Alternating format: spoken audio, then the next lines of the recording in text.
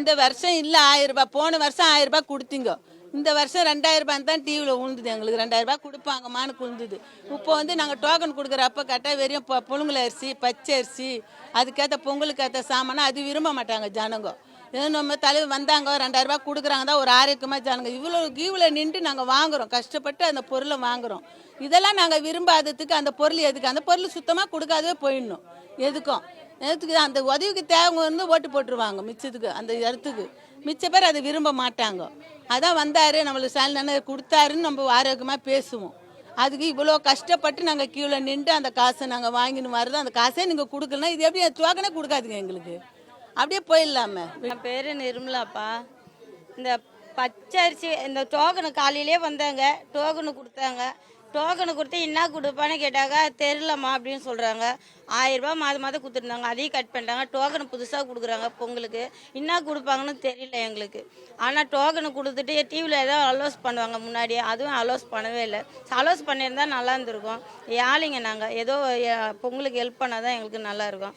எதையும் அலோஸ் பண்ணுறீங்க, என்ன பண்ணுறீங்கன்னு தெரியல. டோக்கன் இல்லாமல் பொருள் கொடுத்தா கூட நல்லாயிருக்கும். டோக்கனு கொடுத்து டோக்கனு மூலிமா போய் அடிச்சிக்கின்னு மெச்சிக்கின்னு போகிறத விட டோக்கன் இல்லாமல் இருந்தால் நாங்கள் ஏழைங்க ஒருத்தர் அட்ஜஸ்ட் பண்ணி தான் நாங்கள் போவோம். அதனால டோக்கன் இல்லாமல் கொடுத்தா கூட நல்லா தான் இருக்கும் எங்களுக்கு. டோக்கனு கொடுத்து என்ன கொடுப்பீங்க ஏதை கொடுப்பீங்கன்னு எதுவுமே தெரியாமல் இது கொடுக்குறத விட டோக்கனு கொடுக்காம டிவிலே அலோஸ் பண்ணால் எங்களுக்கு தெரியும். டிவி எல்லோரும் பார்க்குறவங்க தான் நாங்கள். டிவியில் அலோஸ் பண்ணாலே தெரியும். உங்களுக்கு 1000 ரூபாய் தரோம், 2000 ரூபாய் தரோன்னு சொன்னீங்கன்னா போதும் எங்களுக்கு. அது கூட இல்லைன்னா என்ன பண்ண முடியும்? நீங்கள் கொடுக்குறத வச்சு தான் நாங்கள் பண்ண முடியும். அதனால் 1000 ரூபாய் போட்டு ஆசை காட்டுறீங்க, இப்போ இல்லைன்ட்டீங்க. நாங்கள் ஒன்றுமே பண்ண முடியும், உங்களெல்லாம் ஒன்றும் பண்ண முடியாது. நாங்களாம் கஷ்டப்படுறவங்க, இருந்தால் சாப்பிடுவோம், இல்லைன்னா கம்முன்னு கிடப்போம். அந்த மாதிரியெல்லாம் நாங்கள். ஆனால் நீங்கள் போட்டிங்கன்னா கொஞ்சம் சந்தோஷமாக இருக்கும், ஏழைங்களுக்கு ஒரு புண்ணியம் கிடச்ச மாதிரி இருக்கும். நீங்கள் கொடுத்தீங்க, உங்களுக்கு ரொம்ப ஈஸியாக இருந்தது, ரொம்ப சந்தோஷமாக இருந்தது அப்படியெல்லாம் சொன்னீங்க. அது எங்களுக்கு ரொம்ப சந்தோஷமாக தான் இருந்தது. இப்போ எதுவுமே போடலைன்னும் போதே ரொம்ப கஷ்டமாக இருக்குது.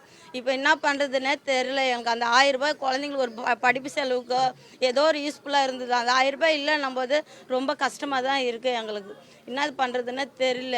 இந்த மாதம் வந்துச்சு, ஏதோ ஒரு மளிகை சாமான் வாங்குவோம், இல்லை பிள்ளைங்களுக்கு புக்கு வாங்குவோம், அந்த மாதிரி யூஸ்ஃபுல்லாக இருந்தது. இப்போ அதுவும் இல்லைன்னும் போது ரொம்ப கஷ்டமாக இருக்குது. பொங்கல் டைம் ஒரு ட்ரெஸ் எடு கூட அதுவும் பிள்ளைங்களுக்கு அதுவும் இல்லை.